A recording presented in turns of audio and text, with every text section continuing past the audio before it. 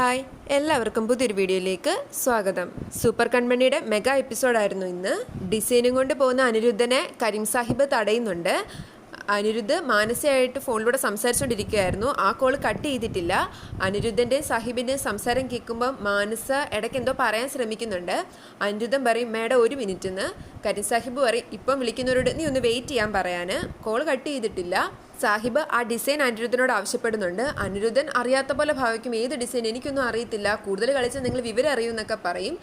നിന്നെ അങ്ങനെ വെറുതെ വിടാൻ ഉദ്ദേശിച്ചിട്ടില്ല എന്നും പറഞ്ഞ് കരീം സാഹിബിൻ്റെ ഗുണ്ടകളായ ഷുക്കൂറും ജബ്ബാറും കൂടി അനിരുദ്ധനെ ഇട്ട് ഇടിക്കുന്നുണ്ട്. ആ സമയം കരീം സാഹിബ് കാറിൽ നിന്ന് കൺമണിയുടെ ആ ഡിസൈൻ തിരികെ എടുക്കുന്നുണ്ട്. ആ ഡിസൈൻ അതിനകത്ത് ഉണ്ടെന്ന് ഉറപ്പ് വരുത്തുന്നുമുണ്ട്. അനിരുദ്ധൻ്റെ കയ്യിൽ നിന്ന് ഫോണും കരീം സാഹിബ് വാങ്ങിച്ചിട്ടുണ്ടായിരുന്നു. കോള് കട്ടായില്ല എന്ന് മനസ്സിലാക്കി കരീം സാഹിബ് ഫോണിലൂടെ സംസാരിക്കാൻ ശ്രമിക്കുന്നുണ്ട്. കരീം സാഹിബിൻ്റെ സൗണ്ട് കേൾക്കുമ്പോൾ മാനസിക്ക് മനസ്സിലാകത്തില്ല ഇതാരാന്നൊക്കെ ചോദിക്കുന്നുണ്ട്. കരീം സാഹിബ് പറയും അനിരുദ്ധനുമായിട്ടാണോ നിങ്ങളുടെ കൂട്ടുകെട്ട്, എന്നാൽ അത് നല്ലതിനല്ല. ഇനി നിങ്ങൾക്കും ഇതിലെന്തെങ്കിലും പങ്കുണ്ടെങ്കിൽ ഞാൻ അങ്ങോട്ടും കൂടി ഒരു വരവ് വരും. നിങ്ങൾ ആരാന്നൊന്നും എനിക്കറിയത്തില്ല. ഒരു പെൺകുട്ടിയുടെ കഴിവ് അങ്ങനെ നശിപ്പിക്കാൻ ആരും ശ്രമിക്കേണ്ട. അങ്ങനെ ശ്രമിച്ചാൽ അവരെ ഞാൻ വെറുതെ വിടില്ല എന്ന് പറയും. അതിൻ്റെ പുറകിലായിട്ട് അനിരുദ്ധനെ ഷുക്കൂറും ജബ്ബാറും കൂടി ഇടിച്ചിഞ്ച പരിവാക്കുന്നുണ്ട്. മാനസിക്ക് എല്ലാം കൊണ്ടും നിരാശ തോന്നും. കോള് കട്ട് ചെയ്യുന്നുണ്ട്. മാനസ നിരാശയോടെ മുറി വന്നിരിക്കുമ്പോൾ അമ്മ വന്ന് കാര്യം തിരക്കുന്നുണ്ട്. മാനസ അമ്മയോട് കാര്യങ്ങളെല്ലാം പറയുമ്പം അവർ പറയുന്നുണ്ട് മോളെ നീ ഉദ്ദേശിക്കുന്ന പോലെ കാര്യങ്ങളൊന്നും നടക്കുന്നില്ല, നമുക്കിനി ഇവിടെ നിൽക്കണ്ട, ഈ വീട്ടിൽ നിന്ന് പോകാം. മാനസ് പറയും പോവാനോ, ഈ വീട്ടിൽ നിന്ന് ഞാൻ ഇനി എങ്ങോട്ടും പോകില്ല, ഇനി ഇതാ എൻ്റെ വീട്, കൃഷിൻ്റെ ഭാര്യയായി ഞാൻ ഇവിടെ തന്നെ വന്ന് കയറും. അത് നടക്കുമെന്ന് നിനക്ക് തോന്നുന്നുണ്ടോ എന്ന് അമ്മ ചോദിക്കും. മാനസ പറയും നടക്കാത്ത കാര്യങ്ങൾ നടത്തിയെടുക്കും ഞാൻ, അതാ ഈ മാനസ. എന്താണേലും ഇനി ഒരു മടങ്ങിപ്പോക്ക് എനിക്കില്ല. അമ്മയ്ക്ക് വേണമെങ്കിൽ അമ്മ പൊക്കോ, എന്താണേലും ആ അനിരുദ്ധനെ ഒന്ന് വിളിക്കട്ടെ എന്നും പറഞ്ഞ് മാനസ അയാളെ കോൾ ചെയ്യുന്നുണ്ട്. പക്ഷെ കോള് കണക്റ്റ് ആവില്ല. അവൾക്ക് നല്ല ദേഷ്യം വരും. സാഗറും ദേവ്ജിയും കൂടി സംസാരിച്ച് നിൽക്കുമ്പോഴാണ് കരീം സാഹിബ് അങ്ങോട്ട് വരുന്നത്. കരീം സാഹിബിനെ കാണുമ്പം സാഗറിന് ഒരുപാട് സന്തോഷമാവും. കരീം സാഹിബ് എത്ര നാളായി കണ്ടിട്ടെന്നൊക്കെ ചോദിച്ച് സന്തോഷം പ്രകടിപ്പിക്കുന്നുണ്ട്. ദേവ്ജി പറയും കരീം സാഹിബ് കുറച്ച് നാളായിട്ട് ഇവിടെ തന്നെ ഉണ്ട്. സാഗർ പറയും ഇവിടെയുണ്ടോ, എന്നിട്ട് എന്താ എൻ്റെ മുന്നിൽ വരാതിരുന്നത്, ഞാൻ കണ്ടില്ലല്ലോ, അല്ല ഇപ്പം എന്താ ഇങ്ങോട്ട് വന്നതെന്നൊക്കെ ചോദിക്കും. കരീം സാഹിബ് പറയും ഞാനിപ്പോൾ ഒരു ഡിസൈനുമായിട്ട് വന്നതാ. ഡിസൈനോ, എന്ത് ഡിസൈൻ? സാഗറിൻ്റെ കാര്യം മനസ്സിലാവില്ല. ഇന്നാ നോക്കുന്നും പറഞ്ഞ് ആ ഡിസൈൻ സാഗറിന്റെ കയ്യിലേക്ക് കൊടുക്കും. ആ ഡിസൈൻ കാണുന്ന സാഗറിന് അത് ഒരുപാട് ഇഷ്ടപ്പെടുന്നുണ്ട്. വൗ സൂപ്പർ എന്നൊക്കെ പറയും. ആരാ ഇത് വരച്ചതെന്ന് ചോദിക്കുമ്പോൾ കരീം സാഹിബ് പറയുന്നുണ്ട് ഇത്രയും സൂപ്പർ ആയിട്ടുള്ള ഒരു ഡിസൈൻ വരച്ചത് വേറെ ആരുമല്ല, സൂപ്പർ കൺമണി തന്നെയാ. സാഗർ പറയും ഇത്രയും ബ്രില്യൻ്റ് ആയിട്ടുള്ള ടച്ചിങ് ആയിട്ടുള്ള ഡിസൈൻ ഈ അടുത്തൊന്നും ഞാൻ കണ്ടിട്ടില്ല.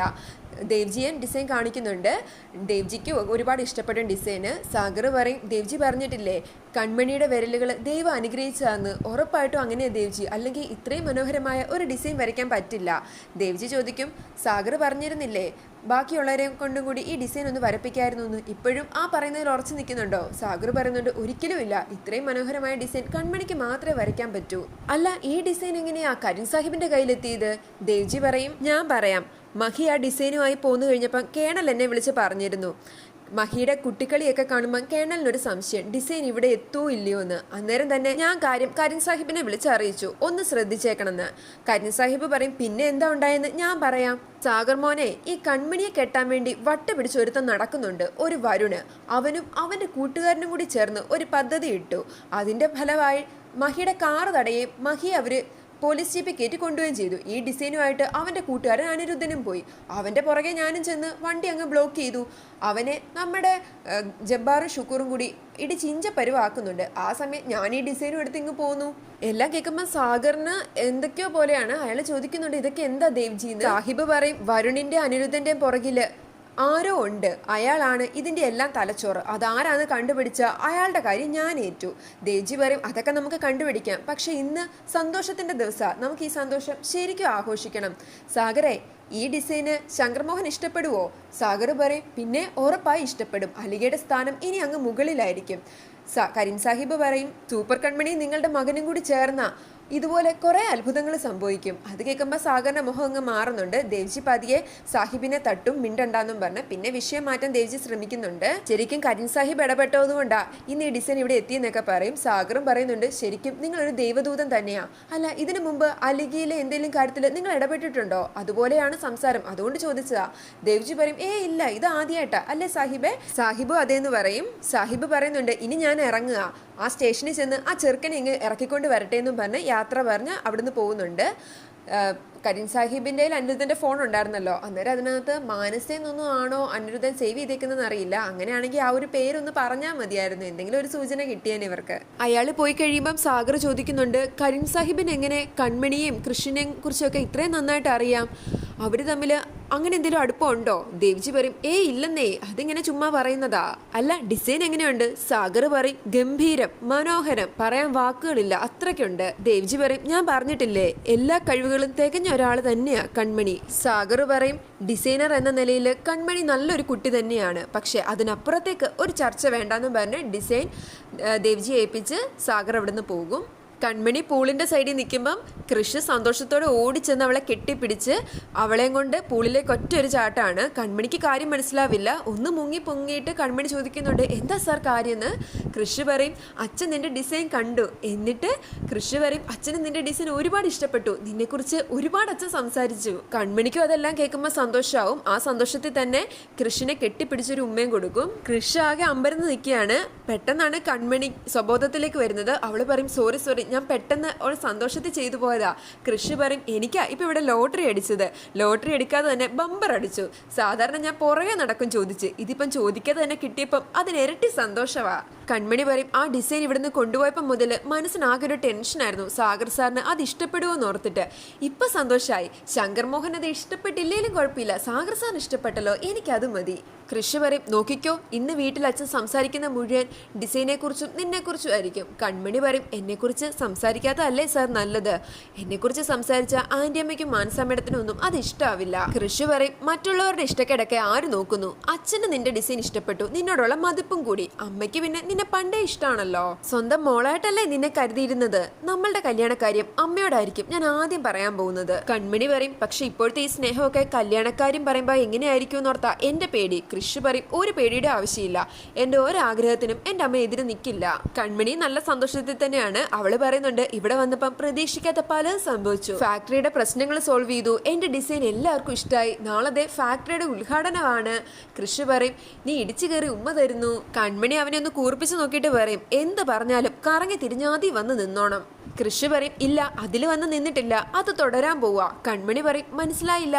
കൃഷി പറയും, മനസ്സിലാക്കി തരാന്നും പറഞ്ഞ് അവളെ ഉമ്മ വെക്കാൻ ചെല്ലുന്നുണ്ട്. കൺമണി വേണ്ടെന്നും പറഞ്ഞ് പുറകോട്ട് മാറുന്നുണ്ട്.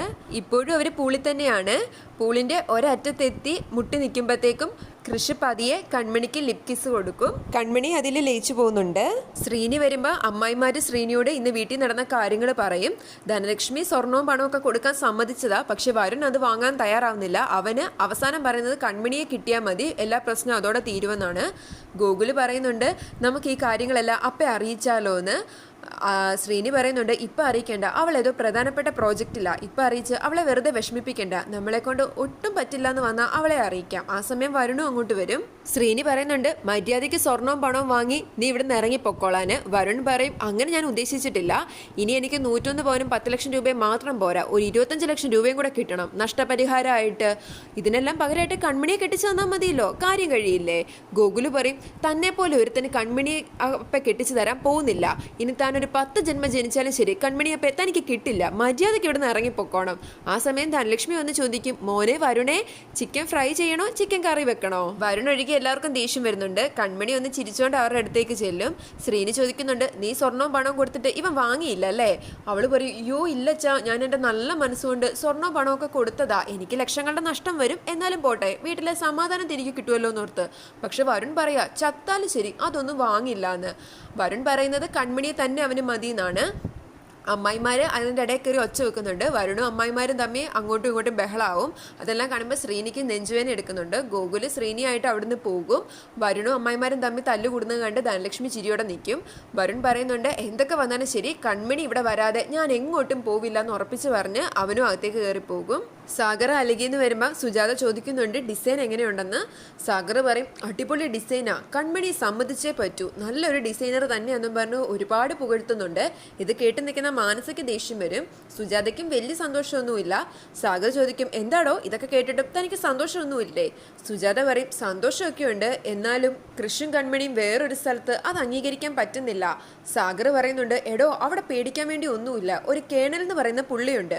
പുള്ളി പറയുന്നതിനപ്പുറം അവിടെ ഒരു കാര്യങ്ങളും നടക്കത്തില്ല. മാത്രമല്ല അതുപോലെ ഒരു ഒറ്റപ്പെട്ട സ്ഥലമായത് എന്തുകൊണ്ട് നന്നായി. അതുകൊണ്ടാണ് ഇത്രയും നല്ല ഡിസൈൻ ഉണ്ടായത്. അലികയ്ക്ക് ഇത് വലിയ നേട്ടമായിരിക്കും. സുജാത പറയും, അലികയ്ക്ക് നേട്ടമൊക്കെ ആയിരിക്കും, പക്ഷെ അത് കാരണം നമ്മുടെ കുടുംബം തകരരുത്. കൃഷിന്റെ പെണ്ണ് മാനസ്യ, അതെപ്പോഴും ഓർമ്മ വേണം. സാഗർ ദേവ്ജിയോട് പറഞ്ഞ് ആ കൺമണി എത്രയും വേഗം അവിടെ നിങ്ങോട്ട് വിളിക്കുക. ഇനി അവർ രണ്ടുപേരും ഒരുമിച്ച് വേണ്ട. സാഗർ പറയും, ശരി ശരി, ഞാൻ ദേവ്ജിയോട് പറയാം. സുജാത പറയുന്നുണ്ട്, എത്രയും വേഗം തന്നെ കൺമണി ഇങ്ങോട്ട് കൊണ്ടുവരണമെന്ന്. കൺമണിയെ തിരികെ വിളിക്കാമെന്ന് തന്നെ സാഗർ ഉറപ്പ് കൊടുക്കും. ഇത് കേട്ട് നിൽക്കുന്ന മാനസയ്ക്ക് കുറച്ച് സമാധാനമാവും. അവൾ ചിന്തിക്കുന്നുണ്ട്, എടി കൺമണി, നീ വാ, നിനക്കുള്ളതെല്ലാം അലികയിൽ കാത്തിരിപ്പുണ്ട്. ശ്രീനിയും ഗോകുലും കൂടി സംസാരിച്ചുകൊണ്ടിരിക്കുകയാണ്. ഗോകുല് ചോദിക്കുന്നുണ്ട്, അച്ഛൻ ഇപ്പം കുഴപ്പമില്ലല്ലോ എന്ന്. കുഴപ്പമൊന്നും ഇല്ലടാന്ന് ശ്രീനി പറയും. ഗോകുല് പറയുന്നുണ്ട്, അപ്പയെ വിളിച്ച് നമുക്ക് കാര്യങ്ങൾ പറഞ്ഞാലോ? അപ്പ കൃഷ് സാറിനെ അറിയിക്കും. കൃഷ് സാർ ഇവിടെ വന്ന് വരുൺ ചേട്ടനെ ഇടിച്ച് ശരിയാക്കിക്കോളും. ശ്രീനി പറയും, വേണ്ട മോനെ, ഇപ്പം തന്നെ കൃഷ് സാർ നമുക്ക് വേണ്ടി ഒരുപാട് കാര്യങ്ങൾ ചെയ്തു തന്നു. നമ്മൾ ഇനിയും ഓരോന്ന് പറഞ്ഞു എന്നാൽ സാറിനും അതൊരു മടുപ്പാകും. അങ്ങനെ അവർ സംസാരിച്ചിരിക്കുമ്പോഴാണ് കൺമണി ഫോൺ ചെയ്യുന്നത്. ഗോകുല് ഫോൺ സ്പീക്കർ ഇടുന്നുണ്ട്. കൺമണി പറയുന്നുണ്ട്, ഡിസൈൻ്റെ കാര്യമൊക്കെ സാഗർ സാറിന് അത് ഇഷ്ടമായി എന്നൊക്കെ. അത് കേൾക്കുമ്പോൾ തന്നെ ശ്രീനിക്കും ഗോകുലിനും സന്തോഷമാവും. കൺമണി പറയുന്നുണ്ട്, ഇനി ശങ്കർ മോഹൻ സാറും കൂടി അത് അപ്രൂവ് ചെയ്യണം, എന്നാലേ ഫൈനൽ റിസൾട്ട് വരൂ എന്നൊക്കെ. ഗോകുല് പറയുന്നുണ്ട്, അതിനെ അറിയാനൊന്നുമില്ല, ഫസ്റ്റ് പ്രൈസ് അപ്പയ്ക്ക് തന്നെയാണ്, സെക്കൻഡ് പ്രൈസ് ആർക്കാന്ന് അറിഞ്ഞാൽ മതി എന്ന്. കൺമണി പറയുന്നുണ്ട്, അത്രയ്ക്ക് ആത്മവിശ്വാസം ഒന്നും വേണ്ടാന്ന്.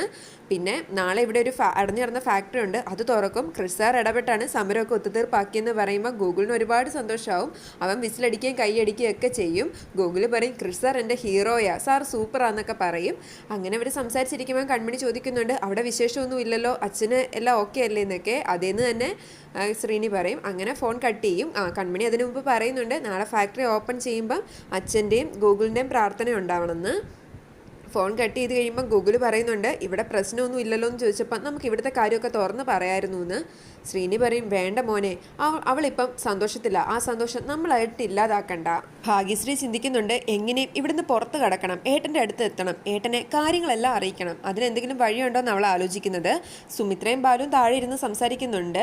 ആ സമയമാണ് ഷൺമുഖൻ വക്കീൽ അവരെ കോൾ ചെയ്യുന്നത്. അയാൾ പറയും, മറ്റന്നാൾ ബലരാമൻ ജയിലിൽ നിന്ന് പുറത്തിറങ്ങും, അതിൻ്റെ അടുത്ത ദിവസം തന്നെ സാഗറിനെ ഇല്ലാതാക്കാനുള്ള എല്ലാ ഏർപ്പാടും ചെയ്തിട്ടുണ്ട്. സാഗറിനെ ഇല്ലാതാക്കി ആ കുറ്റം ബലരാമൻ്റെ തലയിൽ കെട്ടിവെക്കുകയും ചെയ്യാം. വീണ്ടും ബലരാമൻ ജയിലിലും ആകും. നിങ്ങൾ പൈസയുടെ കാര്യമൊന്നും മറക്കരുതെന്ന്. ബാലു പറയും, ഇല്ല, അതൊക്കെ ഞങ്ങൾ റെഡിയാക്കി വെച്ചിട്ടുണ്ട്, എല്ലാം അയച്ചേക്കാന്ന് പറയും. അങ്ങനെ കോള് കെട്ടിയും. സുമിത്രയൊക്കെ നല്ല സന്തോഷത്തിലാണ്. സാഗറിനെ വേഗം കൊല്ലാനും പറ്റും, ബലരാമനെ വീണ്ടും ജയിലിലാക്കാൻ പറ്റുമെന്ന് ഓർത്തിട്ട്. ഭാഗ്യശ്രീ ഡോറ് തുറക്കാൻ മാക്സിമം ശ്രമിക്കുന്നുണ്ട്. സുമിത്ര വിളിച്ചു ചോദിക്കും, എന്താടി നിനക്ക് കുഴപ്പമെന്ന്. ഭാഗ്യശ്രീ പറയും, നിങ്ങളെന്താ എന്നെ ഇവിടെ ഇട്ട് പട്ടിണിക്ക് കൊല്ലാനാണോ? എനിക്ക് വിശക്കുന്നു, ഭക്ഷണം താന്ന് പറയും. ബാലു പറയും, അവളെ രാവിലെ കൊണ്ടുപോയി പൂട്ടിയിട്ടതല്ലേ, എന്തെങ്കിലും കൊടുക്ക്. സുമിത്ര വിളിച്ചു പറയും, ഇപ്പം കൊണ്ടുവരാന്ന്. ഭാഗ്യശ്രീ ആണെങ്കിൽ കതകിൻ്റെ മറവിലായിട്ടാണ് നിൽക്കുന്നത്.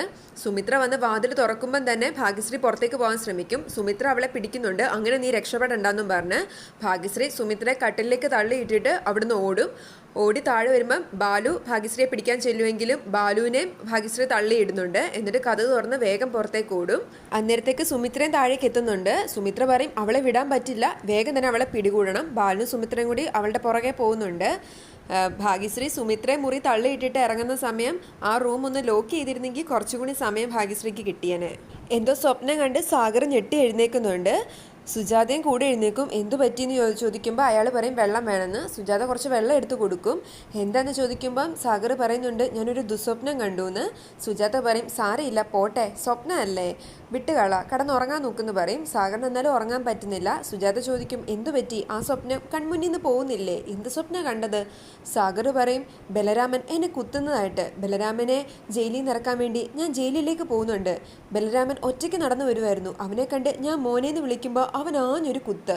ഈ സംഭവം തന്നെ ബലരാമന് സ്വപ്നം കണ്ടിട്ടുണ്ട് കുറച്ച് നാൾ മുന്നത്തെ ഒരു എപ്പിസോഡിൽ. സാഗർ പറയുന്നുണ്ട്, ഇനി എന്തെങ്കിലും സംഭവിക്കുന്നതിൻ്റെ സൂചനയായിട്ടാണോ ഈ സ്വപ്നം കണ്ടതെന്ന് അറിയില്ല.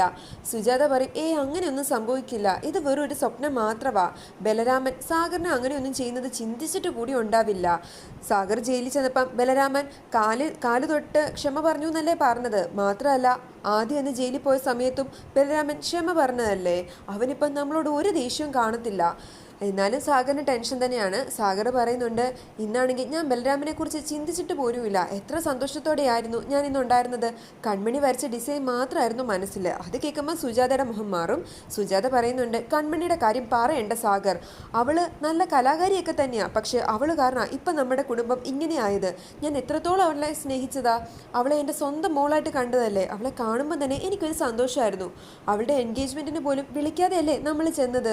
കുടുംബത്തിലെ ഒരാളായിട്ട് മാത്രമേ അവളെ കണ്ടിട്ടുള്ളൂ. പക്ഷെ അവൾ ഇങ്ങനെ ഒന്ന് ഒപ്പിച്ചു വെക്കുമെന്ന് ഞാൻ വിചാരിച്ചില്ല. എത്രയും വേഗം തന്നെ കൃഷി ഉള്ളിടത്തുനിന്ന് കൺമണി തിരികെ വിളിക്കണം. സാഗർ പറയും, ഞാൻ പറഞ്ഞല്ലോ അത് ചെയ്യാം, കൺമണി തിരികെ ഓഫീസിലേക്ക് തന്നെ കൊണ്ടുവരാം, അത് മതിയെന്ന് സുജാത പറയും. പിന്നെ സാഗർ വിഷമിച്ചിരിക്കുന്ന കണ്ട് സുജാത പറയുന്നുണ്ട്, ഇനി ഒന്നും ഓർക്കണ്ട, കിടന്നുറങ്ങാൻ നോക്ക്, അത് വെറും ഒരു സ്വപ്നമായി മാത്രം കണ്ടാൽ മതി. ഷൺമുഖൻ സുമിത്രയുടെ ഒക്കെ വീട്ടിൽ വന്നിട്ടുണ്ട്. ബാലു സുമിത്ര അവിടെ തന്നെയുണ്ട്. ഷൺമുഖൻ പറയും, ഞാൻ നിങ്ങളോട് മര്യാദയ്ക്ക് പറഞ്ഞല്ലേ അവളെ സൂക്ഷിച്ചോണം, അവള് പുറത്തു പോയാൽ എല്ലാ പദ്ധതിയും പൊളിയുമെന്ന്. നിങ്ങൾ എന്താ പറഞ്ഞത്? വക്കീല് ബാക്കി കാര്യങ്ങളൊക്കെ നോക്കിയാൽ മതി, ഇവിടുത്തെ കാര്യങ്ങളെല്ലാം നിങ്ങൾ നോക്കിക്കോളാന്ന്. എന്നിട്ടിപ്പോൾ എന്തായി? സുമിത്ര പറയും, സംഭവിക്കാനുള്ളത് സംഭവിച്ചു, ഇനി അത് പറഞ്ഞിട്ട് കാര്യമില്ല, നമുക്കിനി എന്ത് ചെയ്യാൻ പറ്റും എന്നുള്ളത് പറ. ഷൺമുഖം പറയും, ഇനി നമ്മളൊന്നും ചെയ്യേണ്ട കാര്യമില്ല. അവൾ സാഗറിനെയോ ബലരാമനെയോ പോലീസിനെയോ ഒക്കെ കാര്യം അറിയിച്ചാൽ അതോടെ എല്ലാം കഴിയും, പിന്നെ എല്ലാവർക്കും ജയിലിൽ കിടക്കാം. സുമിത്ര പറയും, വക്കീലെ അവളെ ജീവനോടെ അല്ലെങ്കിൽ കൊന്നിട്ടാണെങ്കിലും ശരി ഇവിടെ കൊണ്ടുവരണം. ഷൺമുഖം ചോദിക്കുന്നുണ്ട്, ഭാഗ്യശ്രീ സ്വന്തം മകളല്ലേ? സുമിത്ര പറയും, അതുകൊണ്ട് കാര്യമില്ല, ഞങ്ങൾക്ക് വലുത് ഞങ്ങൾ മാത്രമാ. ബാലു പറയും, അത്രയ്ക്ക് കടുത്ത തീരുമാനമൊക്കെ എടുക്കണോ? സുമിത്ര പറയും, സ്വർണം കായ്ക്കുന്ന മരാണേലും വീടിന് മേലെ പോയാൽ വെട്ടിക്കളയണമെന്നാ, അതെ ഇവിടെയും ചെയ്യുന്നുള്ളൂ. ഷൺമുഖം പറയും, സുമിത്രജി നിങ്ങൾ എന്നെ കടത്തി വെട്ടിയല്ലോ. സുമിത്ര പറയും, എത്രയും വേഗം അവളെ ഇവിടെ കൊണ്ടുവരണം. അങ്ങനെ ചെയ്തു കഴിഞ്ഞാൽ വക്കീലിന് തരാമെന്ന് പറഞ്ഞ എമൗണ്ടിൻ്റെ ഇരട്ടി ഞാൻ തന്നിരിക്കും. എന്നാൽ പിന്നെ ഞാൻ അവളെ എന്ത് വില കൊടുത്തും കൊണ്ടുവരാമെന്നും പറഞ്ഞാണ് ഷൺമുഖൻ അവിടുന്ന് പോകുന്നത്. സുമിത്രയെ സമ്മതിക്കണം, വല്ലാത്തൊരു സ്ത്രീ തന്നെ. അവർ മുന്നത്തെയൊക്കെ എപ്പിസോഡിൽ, അതായത് ആദ്യ ഭാഗത്തൊക്കെ പറഞ്ഞിട്ടുണ്ടായിരുന്നു എല്ലാം ചെയ്യുന്നത് മകൾക്ക് വേണ്ടിയാ, അവൾ മാത്രം സ്വത്തുക്കളും ഇതെല്ലാം അനുഭവിച്ചാൽ മതിയെന്ന്. പക്ഷേ അവർക്ക് വലുത് സുമിത്രയ്ക്ക് വലുത് സുമിത്രയെ തന്നെയാണ്. ഭാഗ്യശ്രീ അത് ഒരു എപ്പിസോഡിൽ പറഞ്ഞിട്ടും ഉണ്ടായിരുന്നു, അമ്മയെ മാത്രമേ അമ്മ സ്നേഹിക്കുന്നുള്ളൂ എന്നൊക്കെ. കൃഷ് രാത്രിയിൽ വിഷമിച്ച് നിൽക്കുന്ന കണ്ട് കൺമണി അവൻ്റെ അടുത്തേക്ക് ചെല്ലുന്നുണ്ട്. എന്തു പറ്റി സാർ, ഉറങ്ങിയില്ലെന്ന് ചോദിക്കും. കൃഷ് പറയും, ഞാനൊരു സ്വപ്നം കണ്ടു കൺമണി, ബലരാമൻ അച്ഛനെ കൊല്ലാൻ നോക്കുന്നതായിട്ട്. എനിക്കെന്തോ വല്ലാതെയായി. അത് കേൾക്കുമ്പം കൺമണിക്ക് ഒരു ടെൻഷനാവും. കൃഷി പറയുന്നുണ്ട്, അച്ഛൻ്റെ മേലെ ഒരു തരി മണ്ണ് വീഴാൻ പോലും ഞാൻ സമ്മതിക്കത്തില്ല. നമുക്കിപ്പം തന്നെ നാട്ടിലേക്ക് തിരികെ പോയാലോ, അല്ലെങ്കിൽ ആ കാവ് വരെ ഒന്ന് പോയാലോ? കൺമണി എൻ്റെ കൂടെ ഒന്ന് വരുമോ? കൺമണി കൂടെ ഉണ്ടെങ്കിൽ എനിക്കതൊരു ധൈര്യമാണ്. ഇപ്പം തന്നെ കൺമണിയുടെ കാര്യങ്ങളൊക്കെ പറഞ്ഞപ്പം തന്നെ മനസ്സിനൊരു സമാധാനം. അവൾ പറയും, സാർ എന്നോട് വരുമോ എന്ന് ചോദിക്കേണ്ട കാര്യമില്ല, ലോകത്തിൻ്റെ ഏത് കോണിലേക്കാണെങ്കിലും സാറിൻ്റെ കൂടെ ഞാൻ വരും. പക്ഷേ ഇപ്പം ഇങ്ങനൊരു സ്വപ്നം കണ്ടതിൻ്റെ പേരിൽ പോവേണ്ടെന്നേ ഞാൻ പറയൂ. നാളെ നമുക്ക് വിളിച്ചു ചോദിക്കാം, പോകേണ്ട സാഹചര്യം ഉണ്ടെങ്കിൽ പോകാം. പക്ഷേ ഞാൻ സാറിന് ഉറപ്പ് തരുന്നു, ബലരാമൻ്റെ ഭാഗത്തുനിന്ന് അങ്ങനെ ഒരു പ്രശ്നവും ഉണ്ടാവില്ല. കൃഷി ചോദിക്കും, അതെങ്ങനെയാ, എന്താ കൺമണി ഇത്രയ്ക്ക് ഉറപ്പ് പറയാൻ കാരണം? കൺമണി ചിന്തിക്കുന്നുണ്ട്, ബലരാമൻ കൃഷി സാറിൻ്റെ സ്വന്തം ചേട്ടനാന്നുള്ള കാര്യം ഞാൻ പറയണോ? പിന്നെ ഓർക്കും വേണ്ടാന്ന്. കൃഷി ചോദിക്കും, എന്താ കൺമണി ഒന്നും പറയാത്തത്? അവള് പറയും, അല്ല സാർ, എൻ്റെ മനസ്സിൽ അങ്ങനെയൊക്കെ തോന്നുന്നത്. സാറിനറിയാലോ എൻ്റെ മനസ്സിൻ്റെ തോന്നലുകളൊന്നും തെറ്റാറില്ലെന്ന്, അതുകൊണ്ട് ഞാൻ പറഞ്ഞതാ. കൃഷി പറയും, കൺമണിയോട് സംസാരിച്ചപ്പോൾ തന്നെ നല്ല സമാധാനമുണ്ട്. കൺമണി പറയും, സാറിന് അച്ഛനോട് ഇത്രയും സ്നേഹമുണ്ടല്ലോ, അത് കാണുമ്പം എനിക്ക് സന്തോഷമുണ്ട്. അങ്ങനെ കാണിച്ചാണ് എപ്പിസോഡ് അവസാനിക്കുന്നത്. ഭാഗ്യശ്രീയുടെ കാര്യം ഇനി എന്താവുമെന്ന് പറയാൻ പറ്റില്ല. ഭാഗ്യശ്രീ കൺമണിയെ വിളിച്ച് പറഞ്ഞ കാര്യം കൺമണിക്ക് ദേവ്ജിയെ ഒന്ന് അറിയിക്കായിരുന്നു. കാരണം ദേവ്ജിയോട് എല്ലാ കാര്യങ്ങളും പറയുന്നതല്ലേ, ഈ കാര്യം കൂടി ദേവ്ജിയോട് പറയായിരുന്നു. അല്ലെങ്കിൽ കൺമണി പിന്നെ ഭാഗ്യശ്രീയെ കോണ്ടാക്ട് ചെയ്തിട്ടുമില്ല, സാഗറിന് ഇത് അറിയിച്ചോ എന്നൊക്കെ ചോദിച്ച്. ഇത്രയും സമയം ആയ സ്ഥിതിക്ക് ദേവ്ജിയോട് എങ്കിലും കൺമണിക്ക് അതൊന്ന് പറയാവുന്നതായിരുന്നു. ഇന്നത്തെ എപ്പിസോഡ് കണ്ടിട്ട് എന്താണ് നിങ്ങളുടെ അഭിപ്രായം എന്ന് കമൻറ്റ് ചെയ്യണേ. വീഡിയോ ഇഷ്ടമായ ലൈക്ക് ചെയ്യാനും സബ്സ്ക്രൈബ് ചെയ്യാനും മറക്കല്ലേ. Thank you for watching.